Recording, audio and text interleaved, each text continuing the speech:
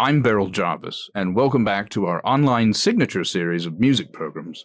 Joining me in this hour is classical composer Wolfgang Putz, the itinerant musician, composer, and world citizen who died in 1973 at the age of 79. Wolfgang, welcome.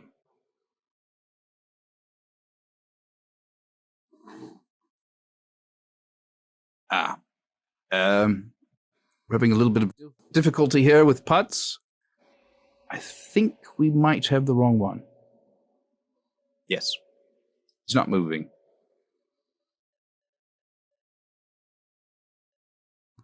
Well, we have a different artist apparently on standby remotely in case one of our guests is already dead.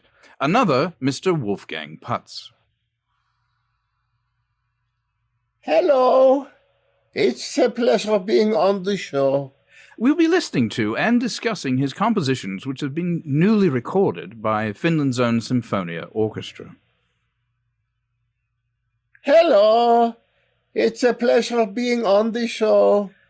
Wolfgang, let's face it, there's nothing like a really good silence. What? I'm sorry? I say, there's nothing more eminently satisfying than a beautifully calculated silence.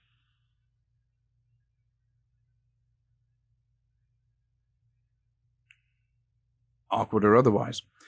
I must admit a particular fondness for the hushed work you've done over the years. Thank you. Yes. Although I have put quite a lot of work into the musical parts of my symphonies, too.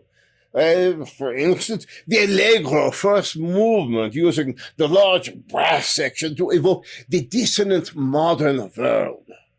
Wait, before we discuss it, let's just listen to it. All right.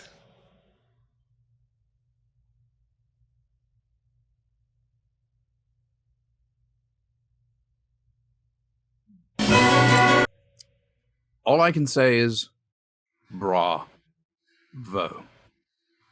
What are you doing? That is only the beginning of the first movement. Introduced so effectively by the austere silence there. Silence! Why do you keep mentioning the silent part? I want to talk about my music. Shh. Now, Wolfgang, you are considered the father of dissonant music, I believe. Forget about the silences!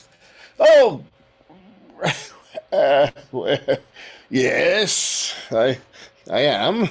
Pity. From the French, dissonner, meaning to rub your feet across the carpet and touch one's little brother. Yeah, I've been called the father of dissonant music. In fact, as a young man, I first introduced the chalkboard to the concert stage. And, of course, the wonderfully executed silences between the movements. I understand at the Vienna premiere of the controversial tone poem De Chenet de Bassanet that the most prominent critic of the day, Henri Bergson, compared the second movement to an evening spent in a small closet crowded with Turks. Or more properly, un soir passant dans une petite penderie avec trop Very, very true. Though I must say, I am very anxious to embrace the modern in all its manifestations. He called my premiere a watershed event. The complete absence of sound at the end of the recording is so evocative here. The silence? Yes, the silence at the end. Many critics feel that your scoring of silence is on par with the great masters. Oh, well, thank you. Yes, in fact, I have numerous times compared your composition favorably with Mozart's 31st, his unstarted symphony. Indeed.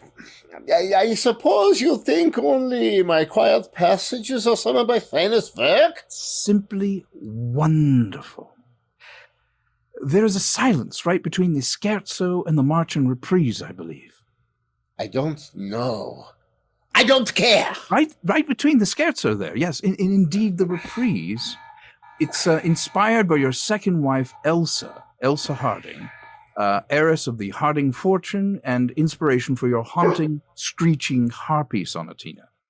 Yes, originally I also had an oboe playing in the middle of that piece. How shocking. You had an oboe there originally?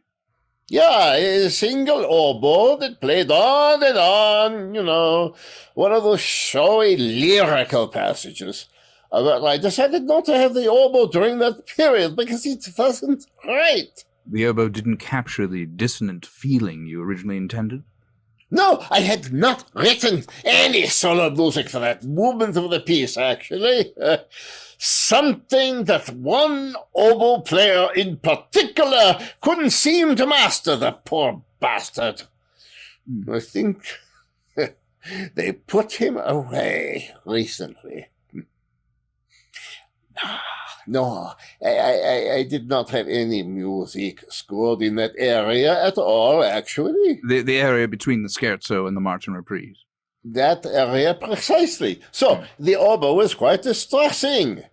I finally devised a solution to the problem a few months later by insisting the oboe stop playing during the time.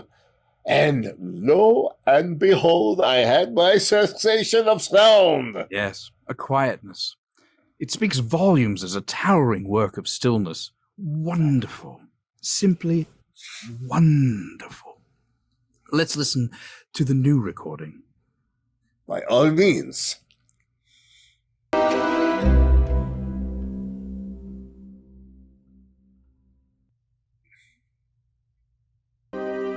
Oh dear. And then the music comes in again. Wait. What?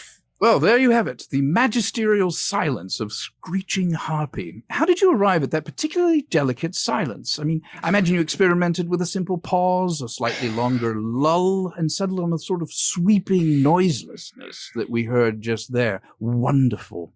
Of course, the rest is nonsense. Rescued elegantly by the silence there between the two movements. A very sensitive use of a complicated passage of silence. And that point certainly bears repeating. That point about using the silence certainly is worth repeating? Yes, worth repeating. Worth repeating. Worth repeating. Though less so now, certainly. Still, a tremendous use of.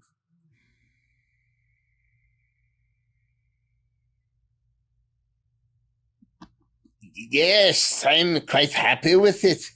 Indeed. Wolfgang Putz, a composer whose phenomenal work in what's now considered his dead period, continues even today. Until then, join us again on The Sounds of Silence. Good night.